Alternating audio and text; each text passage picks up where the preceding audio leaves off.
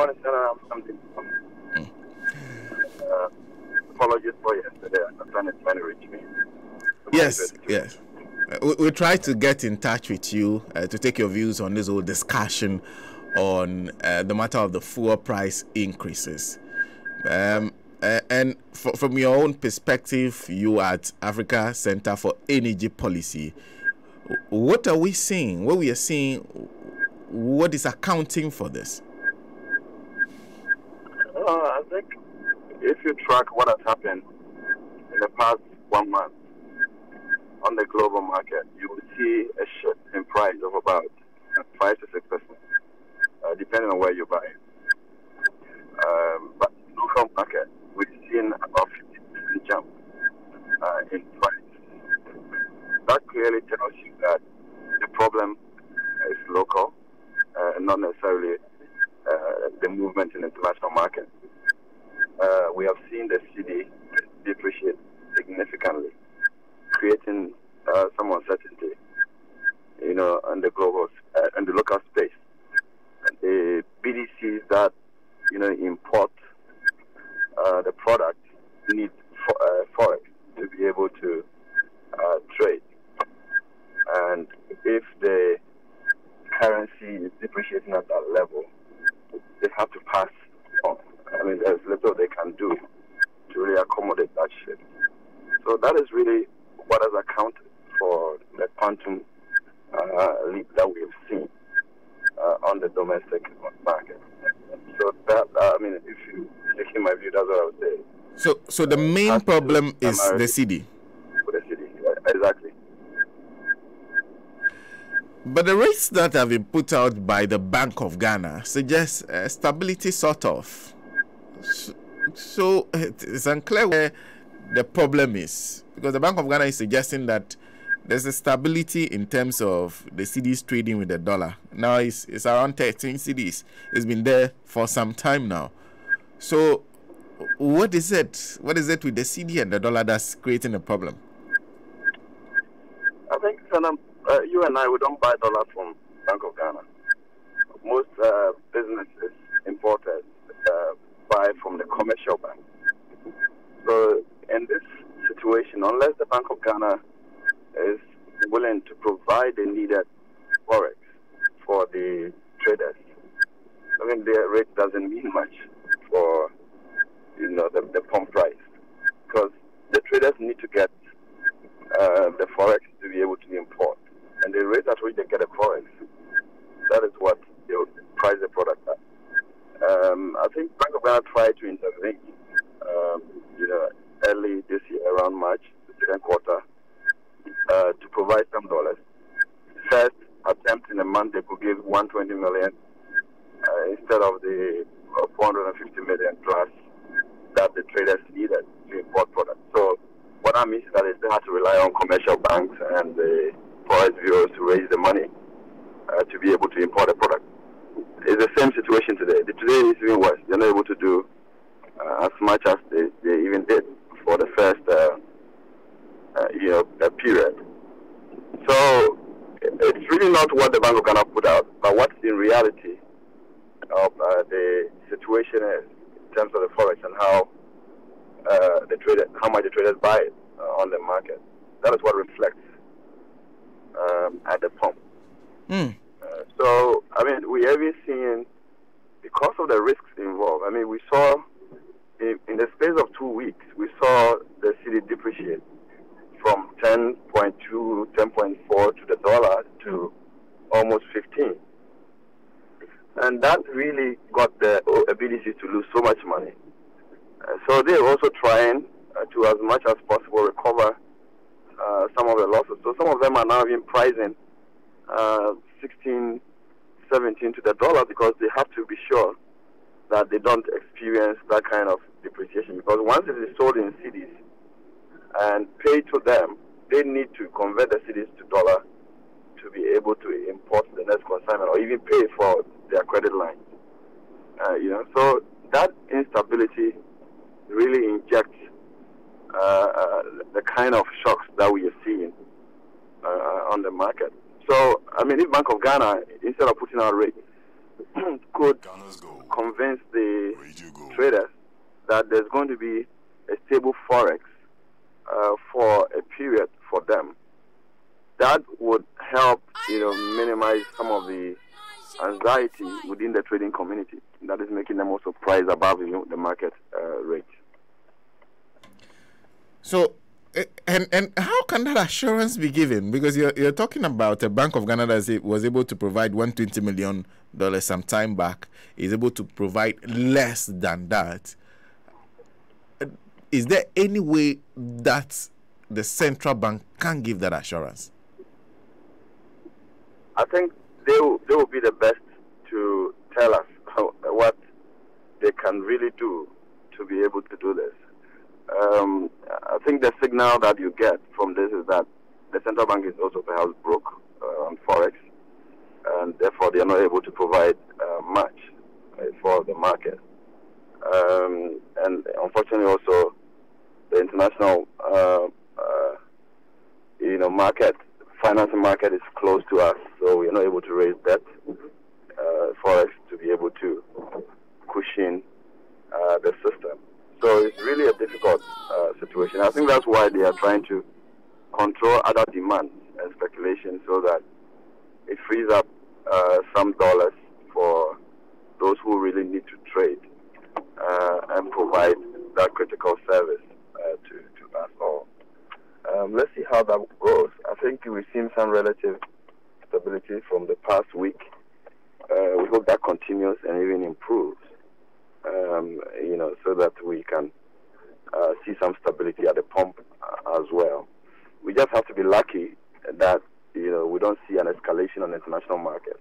That would be a double dose. If we see price moving up, so high on the international market, with the current level of depreciation of the cedi, I think life will be extremely unbearable for the people of Ghana. And we're hoping that, that we will see some stability also on the international front whilst we deal with our local situation.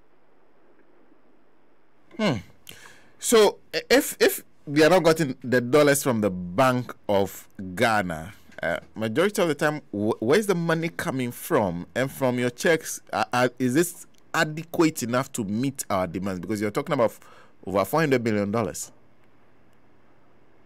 I think we've always had trade deficit. We just don't export as much as we import. We have done analysis that shows that if you take out the extractive industry, there is very little export, for Ghana. So once you are not making significant effort to export products to earn dollars, this situation will be on and off, as we've seen in the past, and getting worse by the day. We importing almost everything, right? And we now blaming the monetary side. But the reality is that the real sector that is supposed to produce and ensure that we can export or cut back on our imports, not much is happening there. We are so capable of feeding ourselves, but surprisingly, we are importing almost everything. And we're talking more than we are doing, and that is really the fact of the matter. I've been in Tamale early in the morning. If you're going to board your flight and you see the trucks that are going to Burkina Faso to go and import tomatoes up the Sahel to Ghana, it's amazing how we sat back for this to happen over the years. We have the land to produce our rice, but we are importing them. Even onions are coming from Holland and other places to Ghana, and these are things that policy should address. If the agri sector, officers cannot address this, then they don't merit their jobs, and that is the truth. We have to act and act swiftly. Over the years, even just this year that we started talking about the currency depreciation, it takes 6-7 months maximum to produce anything that you want to, apart from the cash crops. All right? Why are we complaining and not addressing those? Perhaps we could even encourage people to grow some tomatoes at their backyard and not rely on tin tomatoes and other things that we are importing. We need to have a strategy around cutting back on our imports and also showing up our export beyond the resource sector. So I think policy has a role to play in how we address the fiscal side and ensure that it's not always calling on Bank of Ghana to produce what they don't have. Right? If we don't export, not much comes in for the Bank of Ghana to be able to even receive the dollars. And that is the reality. We have to act and act swiftly to cut back on imports. We have food coming from Israel. Can you imagine that? The desert countries are exporting food to Ghana, and that is a big indictment on us. And going forward, I think we need to find ways to stop those kind of behavior. And world government has also moved to try to address the speculation in terms of the dollars. One thing we have heard from government subsequently is that they've sent a delegation to Abu Dhabi. I guess you've heard about looking for cheaper sources of supply. Would that work? Would that suffice? Would that help? I think I keep saying that maybe government is looking for a miracle from Abu Dhabi. I don't see any oil company or country giving you enough buffer of supply that can cushion Ghanaians or make the pump price cheaper, or significant reduction, so to speak, at the pump. I don't see that happening. There are instances where you can get some grant from an oil producer somewhere, maybe a cargo or two, but you cannot. We are importing close to $4 billion worth of products in a year. Nobody's going to subsidize that for you. You can't cut back 2%, 3% on that import level. So we have to do the needful, address the economic issues that are actually imposing the impact that we're having at this point. Ghana is an exporter of crude, right? How do you go and tell another country that I want to sell my crude at the market price, but give me yours at a cheaper rate? I think we are just trying to, do what is more difficult than addressing the domestic situation that is really causing. In fact, if we don't even address the cedi depreciation and somebody even discounts 5-6% for you, it will still be absorbed by the depreciation of the currency. So that is a major one to actually target. But beyond that, I have my doubts where that cheap product is going to come from, unless, we are, as a country, going to participate in illicit products that, sometimes get so easily discounted for some traders. But beyond that, I don't see where that cheap product is going to come from. And even if you are going to that arrangement, who is going to guarantee it? The supply. Is Ghana government going to take the risk? The FS risk, the guarantees for that supply? We haven't done well doing so in the past, and I don't think we have, shown that we can change if we get into trading a commodity. We're just going to create debt. I think that is what was done around 2015 to deregulate the market, to take the risk of government and put it on the market so that we all play in the market and ensure that government doesn't accumulate debt. We can't reverse that in this critical moment, to create additional stress on the economy. So what, because aside the cedi and the dollar, which we certainly need to do the imports, what other local solutions should we be looking at that can help us? I think it's a difficult economic situation. Many of us will have to endure, and I keep saying this. We are broke. We don't have money. But policy-wise, government can look at the heavily impacted, the poorer segment of our society, and the average Ghanaian that need to move from one point to the other. We can decide to make some transport available, particularly in the cities, to help people commute, move from one point to the other. And also think to shift policy so that when we are taxing petroleum products, we are able to engineer, some safety net for the vulnerable in society. We need to build efficient transportation systems that makes these kinds of interventions much more easier. I mean, we don't even have any mass transit system that works and is efficient that could have been used to transport, the aged, the students who are going to school, the average worker who now is trying, to survive on his or her salary. We don't have that, and we need to engineer policy to be able to address some of these problems with taxes that are on petroleum products. Unfortunately, in our context, we are taxing to pay the inefficiencies of the past. Much of the taxes are going to pay debt, and even today, the ESLA that was supposed to amortize the energy sector debt when we moved from regulated market to a deregulated market, it's not just paying coupons. So what it means is that the debt itself is still outstanding. That has to be paid. So consumers are going to be taxed time and again for the next decade only to keep servicing debt and paying interest.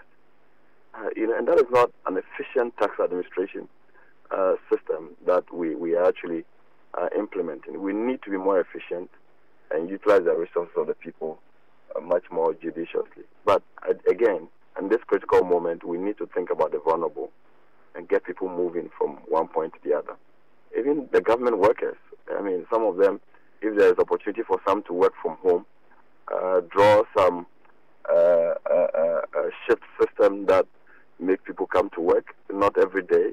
If they can work from home, the facility can be provided for them to work from home sometimes to actually cut back on their expenditures. Cost of transportation is going up. You can't blame the transport owners. They have to recover at the barest minimum all the variables that goes into moving the car from one point to the other. And therefore, they also have to adjust their prices. But we need to address the suffering of many of our people who may not be able to move from one point to the other on their current salary. Can we put thought to work? Thought must work, and it's sad that it's not working. I think we need to decide. I mean, we did a paper that showed, again, that, we have been paying toll debt recovery levy for so long, since 2013 or so, 2003, sorry. And we keep paying, and toll debt is accumulating, and it's growing. As we speak, toll has staff strength of almost 1,000, and it's not refining. We have to find money for them to pay salaries. You put products in their tanks, it gets missing, and nothing happens. The state has to pay for all of that. And I think it's time that maybe we have to squeeze our interest into some shareholding and allow the private sector to manage it.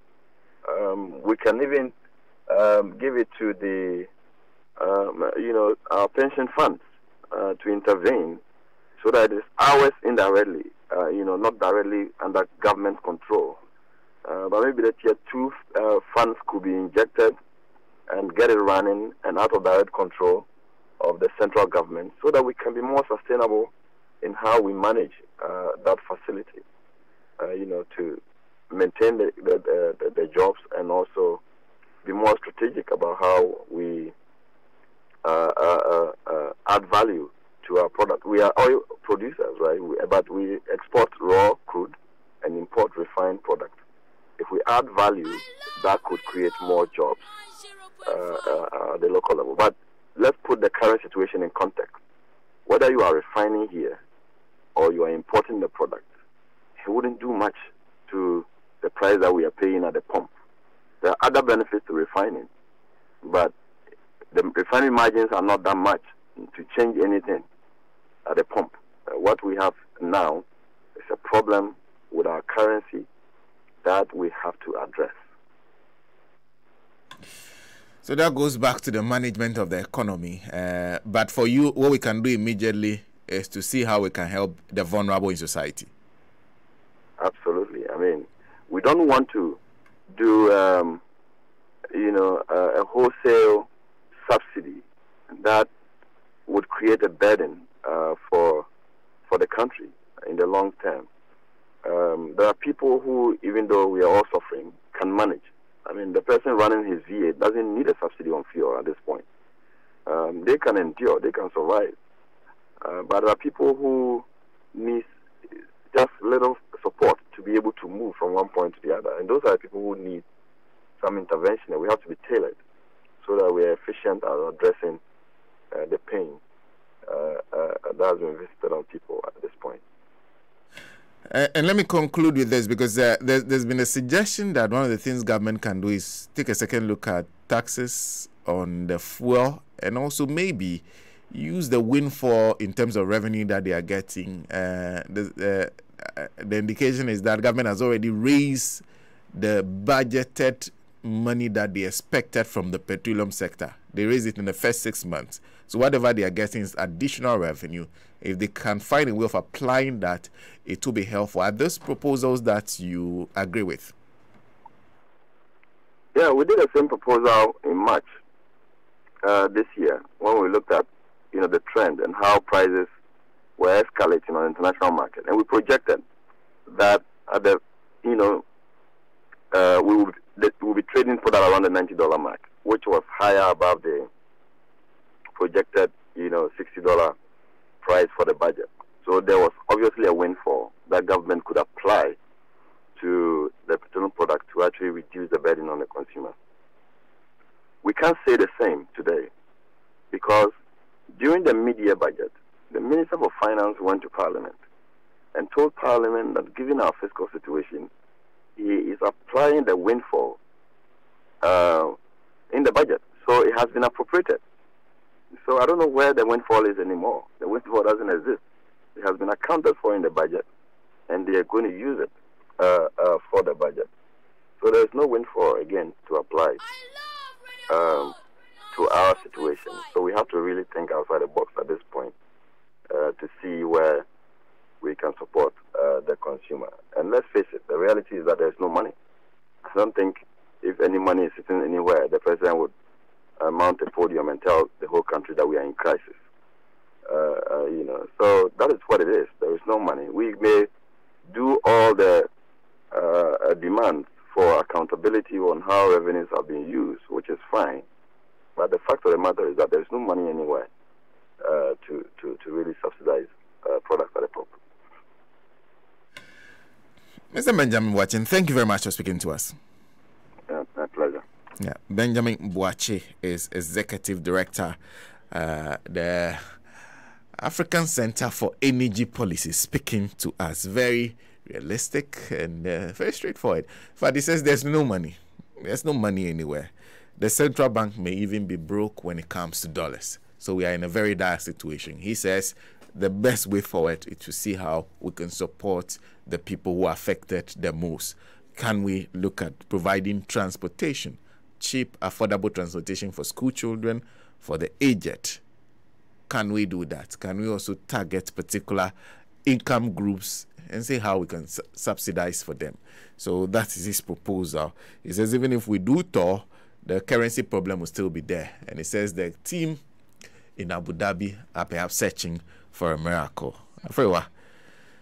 Very interesting things that you see, the more you speak to people within the energy sector, they all have their different opinions. Because yesterday, and I think they issued a statement subsequently. The Institute for Energy Security issued a statement subsequently. But before that, I have an indication that I have to take a break, a very short break. We'll be right back. It's a main problem. No, say a CD, no. Yes. So we'll take a break. We'll be right back. Who penny nankasa ewo ebibido ya wisemu won a won kasa atoafa ho won a won kasa mu obu enjuju yade adwemu hawo hepatitis B koko sisi yade ene yade nkai bi a ete saa nyina no udu ba herbal center so ya yade kitwe bi edema no wo infidie abrane a wode kire bebia infomso no wo na wode ahaban eyi saa nkonya no na de enije ni asomja befie na no madamfo efie menu nya nkwanhia no ehwo na yade no koye na ne nkasa mu ebuse pin na okoye no yanchire na yanche wode ahaban na etoso ba herbal center ewo enkran oko community 16 na Power Club First Junction on your left so free spring so eba community 18 Power Club First Junction on your left Kumase so atonso agugu abai hospital nechi pe Fre Accra branch ewo 0244988004 say ko for the other important so dia Fre 0200226999